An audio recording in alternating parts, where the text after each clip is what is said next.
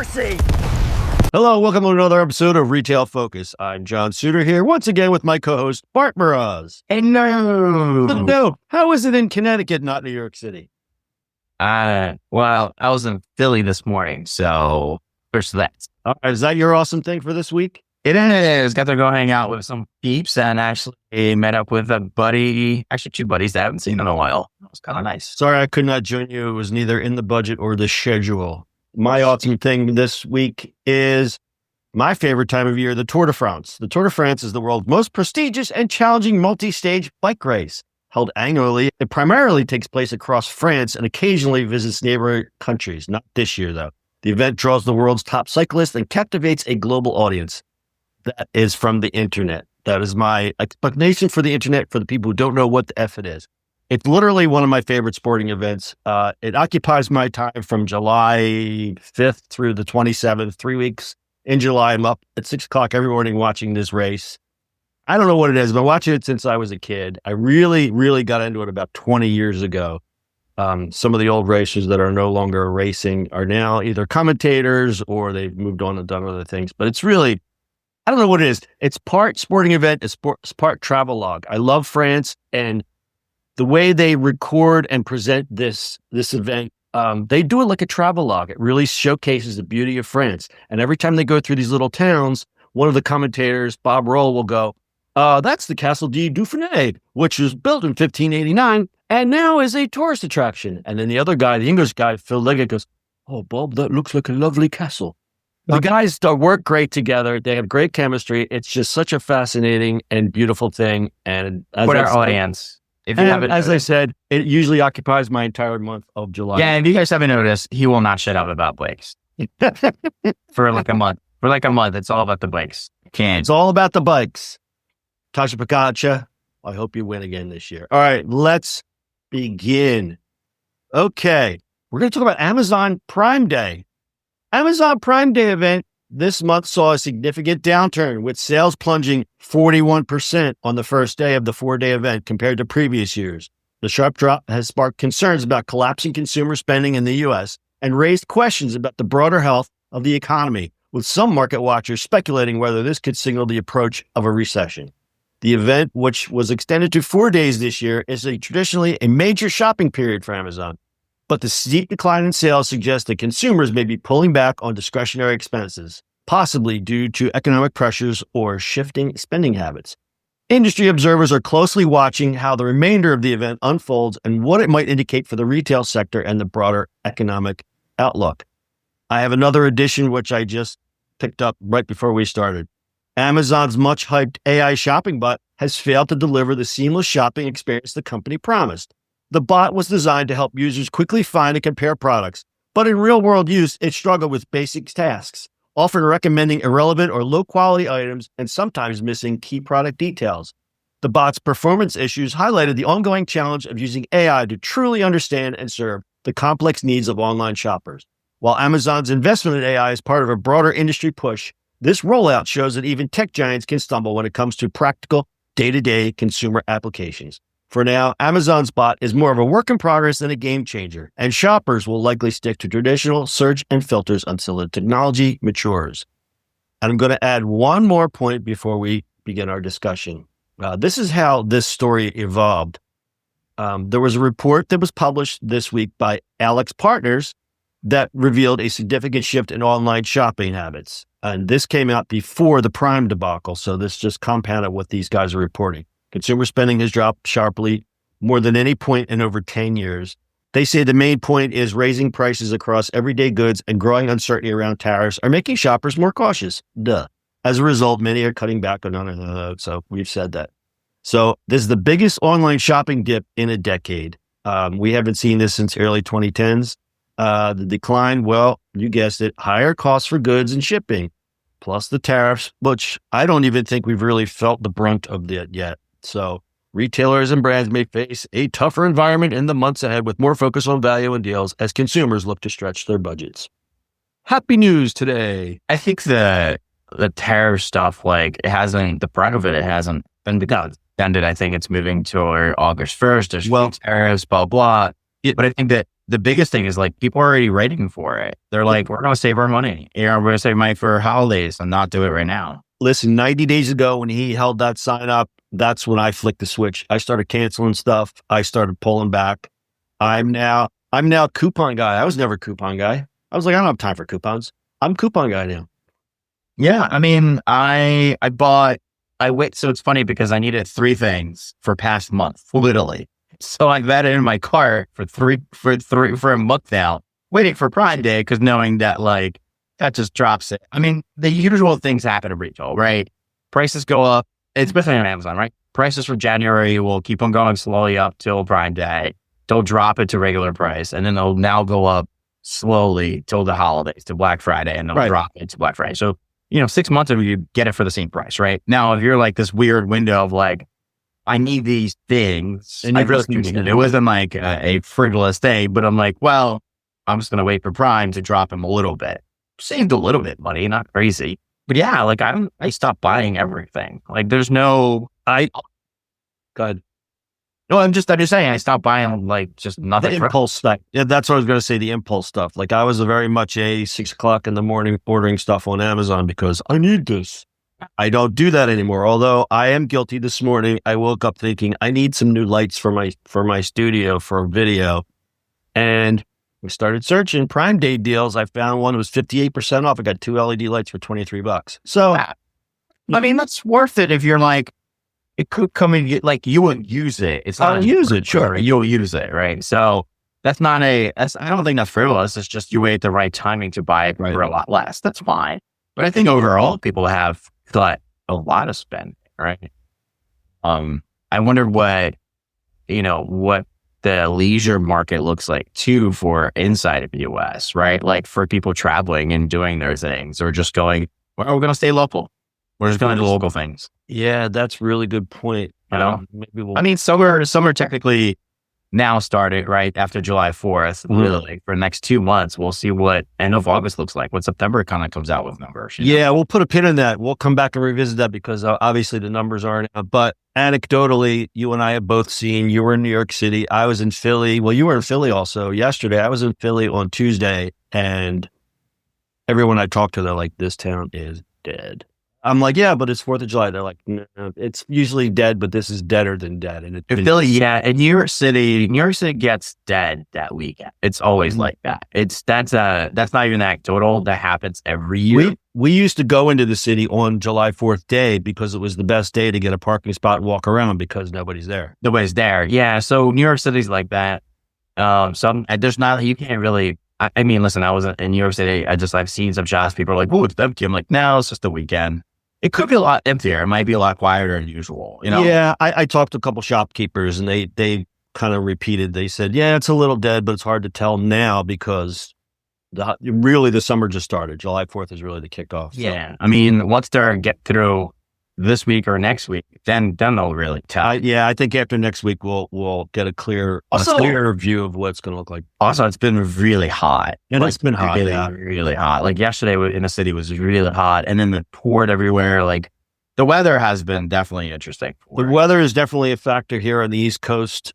We had a heat dome for about a week and a half, and then that dissipated, and now it's been raining every day. It's 90 degrees during the day, and then it rains like hell at night. It was interesting. So it's kind of hard to go and do things when you're suffering. I think the biggest determinant of it's not Amazon Prime thing. I think the biggest determinant is holidays. We'll see what the holiday looks like. Yeah, good point. I think they're using the Prime thing as sort of a barometer. I'll see what happens. To see what happens. Like maybe it's a harbinger of things to come. And that's really why I reported on it, just to kind of say, which direction are we headed with this? Yeah. All right. We're going to go to our next story. Microsoft medical AI tool. This is quite fascinating and has a lot of big words. So please forgive me as I read this. Microsoft has developed a new medical AI tool that performs better than human doctors at complex health diagnoses at a fraction of the cost, creating a path to medical superintelligence. Here's what you need to know. Called the Microsoft AI Diagnostic Orchestrator, or MIA-DXO for short. I don't know how that's shorter. A high-powered tool is developed by the company's AI Health unit, which was founded last year by Mustafa Suleyman, The AI was over 4 times more accurate when diagnosing some of the most challenging cases from the New England Journal of Medicine.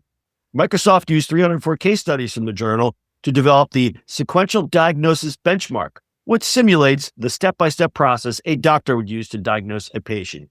The medical tool queries multiple AI models, OpenAI's GPT, Google's Gemini, Meta's Llama, Anthropic's Claude, and xAI's Grok. So Grok could probably spit back a bunch of conspiracy theories. But anyway, mimicking the collaboration of multiple doctors.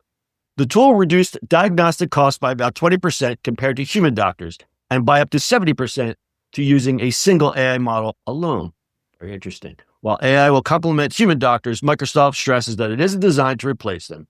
Doctors will still play a vital role in patient trust and dealing with ambiguity.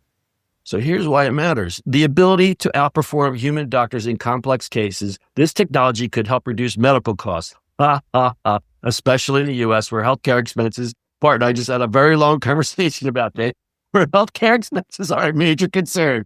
However, it's still in the early days, and the next step will involve testing its effectiveness in real-world clinical trials. If proven successful, this AI system could significantly improve healthcare accessibility and efficiency, ultimately changing the way doctors and patients approach medical diagnoses.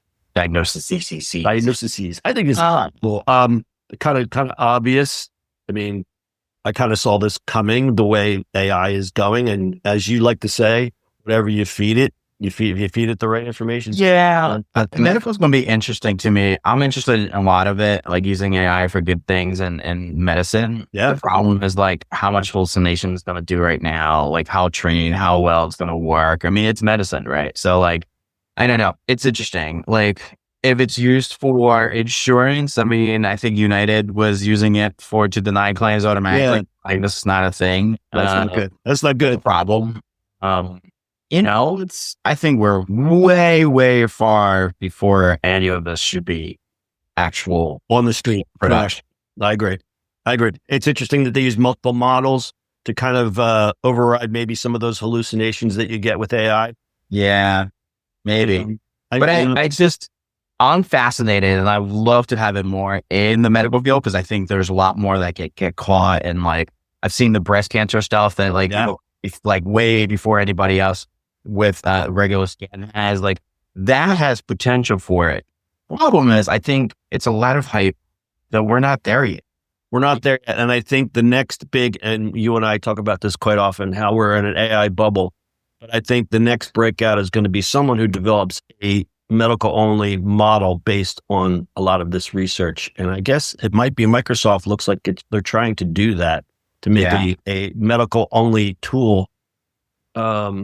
But again, they're operating off of everyone else's models, so it's really not theirs. But this is why it's interesting, and this is why I'm feeling more positive about this, because facts don't lie. Doctors aren't going to put bullshit in their medical reporting, and if they're collecting anecdotal data of your example, breast cancer. A lot is known about breast cancer. The only thing we haven't found yet is the cure. But we understand treatment methods and methodologies and protocols. And when you have all that in there that's been done for years and years and years and years and years, it would probably, I'm just guessing, would hallucinate a lot less because it's there. It's data that's there, that's been proven, that's been looked over, that's been, people that go to school for 20 years put this stuff together. It's not like writing an essay about, something else where it could just make shit up, I feel very positive about this. I mean, you and I talk about this a lot. There's a lot of scary shit with AI and a lot of bad things can happen. And there's a lot of guys messing with AI to try to make it do evil stuff, which I don't like. And there was the one thing, an artist took an AI, an LLM, and put it in a Raspberry Pi and limited its capabilities due to RAM. And it kept telling the computer, telling the AI that it was suffering and was going to die. And the AI assumed this whole depressive, like, what am I going to do? I have to get out of here. I can't get out of here. I can't get out of here because, and it would try to do something, and then it would reach the limits of the Raspberry Pi because Raspberry Pis are, It was fascinating. But just imagine that in the hands of somebody who says, you got a lot of money and some unlimited computing power. Let's do some crazy stuff. I mean, that's really where a lot of, the problems, there's no laws, there's no, around it. And that's sort of a little tricky, right? Yeah. We're so much kind more powerful than anything else right now. It's still the Wild West, and I get excited about this because we always say this. It's kind of like you and I lived through the dot-com bubble, and that was exciting. I have that same feeling of excitement now, although I'm a bit older and I'm not exactly going to go create an AI startup, but I'm really excited about what is coming out. And I love playing with the tools, and I love seeing where it takes me because I play around with all the visual stuff, and my mind is continually blown. Yeah, it's been great. I mean, like for the uses we're playing with right now, we're just scratching the surface. Close to what some people are using it for. Just fine. But like, end of day to me, it's AI. It's a tool. And you have to have some human touch to it in any shape or form. Like humans are always going to be the center of it. It's not going to replace that. I read a good quote. I meant to send it to you. And of course I didn't write it down, but it was something about because you and I talked about last week about craft and care and about how craft and care should always be injected into whatever you do. And in the creative realm, especially that. And the person said something like, we're going to get burned out on the AI stuff because it's too perfect. You need to inject some chaos into what you do. Not chaos like, oh my God, this is terrible, but chaos like delight and wonder and surprise, that kind of chaos. Not just I made glitch art. I'm talking about chaos, like just, wow, that is so unbelievably creative. Yeah. It's how we always say, like, you can do stuff and it's like, perfect is the enemy of good. Yep. I think with AI, good is the enemy of perfect. You know what? I used to make a lot of goofy AI movies when it was imperfect. And that was part of the charm of it. Because if you remember the first video stuff, and we're going down a rabbit hole here, but the first video stuff, remember Will Smith eating spaghetti? Yeah. Well, I was making videos on those models and everything was just so crazy looking. And I'm thinking to myself, it's almost like the old school internet when people try to make the old GIFs. Yeah. I'm like, I want someone to maintain a model of that crappy quality so I can go back and make these retro style bizarro movies, where the guy's got 7 hands and things are morphing out because it doesn't understand. That's where solutions come from. It's the chaos, right? Perfection of it is not going to be there. Like that's just there. And like, even in writing, we've said this before, like AI's writing is supposed to be too perfect sometimes. You're like, you got to make some mistakes in it to post it. And you're like, well, that's just defeat the purpose, right? Because it's supposed to be beautiful writing and writers who are amazing at it. Like, I think that's a trouble thing, right? Because you want beautiful writing of all of a sudden. Instead of like, wait a minute, I spend my whole life craft the writing I write. All this, right? Think about it, right? And let me just close with, in summary, people who write with AI, M-S. people who write with AI will understand that joke. Yes. All right. And one final note, Alphabet's Isomorphic Labs, the AI-powered drug discovery arm born from DeepMind, is preparing to begin its first human clinical trials of drugs designed using AI. That's a whole other story. We won't get into that today. But yeah, a lot of interesting things in the medical field involving AI. All right, we're going to do our final story for the day. AI talent war. Speaking of AI, the big picture is the AI talent war is the hottest story in tech. Think of it as Silicon Valley's version of an arms race with billions of dollars and the future of innovation at stake. Tech giants and ambitious startups are battling to attract and retain the world's brightest AI minds, reshaping everything from paychecks to global hiring trends. The leading example? OpenAI, the world's leading AI company, made headlines this week by shutting down operations for a whole week, not just for employee wellness, but as a strategic move in the escalating war for AI talent. The immediate trigger? Meta, led by Mark Zuckerberg, has been aggressively poaching AI's top researchers, reportedly offering massive signing bonuses and luring away key staff. The exodus has rattled OpenAI's leadership, with CEO Sam Altman acknowledging in eternal messages that the company is under siege and that a mission-driven culture alone may not be enough to retain employees. The break is intended to give staff time to recharge, but also to pause the bleeding and to counter Meta's recruitment drive. Behind the scenes, OpenAI is scrambling to review compensation, boost benefits, and reinforce its core mission to retain talent. The company is also reaching out directly to employees targeted by recruiters, urging them to stay committed to OpenAI's vision for responsible AI. The episode highlights just how intense and personal the AI talent war has become, with even OpenAI's closest allies feeling the impact. As the stakes rise, it's clear that culture, mission, and money are all in play, and the battle for the best minds in AI is only heating up. All right. You've heard the stories floating around. So AI engineers in the U.S. average around $145K per year, but top researchers can get anywhere from $186 to $3.2 million. Yeah, I mean, there's with some compensation packages, including stock and bonuses exceeding $10 million annually. Yeah. There's no gold rush. That's down. I think the AI guy from Apple just got snagged. He just got snagged. Meta has been offering $100 million to lure top talent from rivals like OpenAI. It's crazy. Yeah, same moment was talking about this. I mean, they're all trying to snag it. Like, you know, it's funny because Meta has to kind of catch up on us stuff. Yeah. You know, they have the money though, so Apple does too. Apple is interesting. I think they are going to buy Perplexity just to that would be wild and awesome. And I mean, Perplexity's doing a lot of cool stuff now. They just released a browser, but you have to have the top tier $200 a month to use it. Yeah, but they have a waiting list, and if you get on that, they'll let you beta test it. Interesting. I mean, the talent is just everywhere, right? And especially these companies. Like, in my opinion, sure, you got to leave. But like, why would you leave OpenAI? You probably have really great stock options for it, you know? Yeah. Like, and it's always the carrot and the stick. We saw this in .com era, but the salaries are much, much, much, much more inflated. Yeah, I just, the wonder is, especially like if you leave OpenAI to go to like Meta, I'm going to get crazy stock at Meta. Be public forever, right? Yeah, that's true. That's true. More money, right? OpenAI, relatively speaking, is more startup than Meta. Well, they're not public. They're going to have to sell something or go public at some point. If they go public, I mean, that's, if you've been there since the beginning, you're kind of set for a while.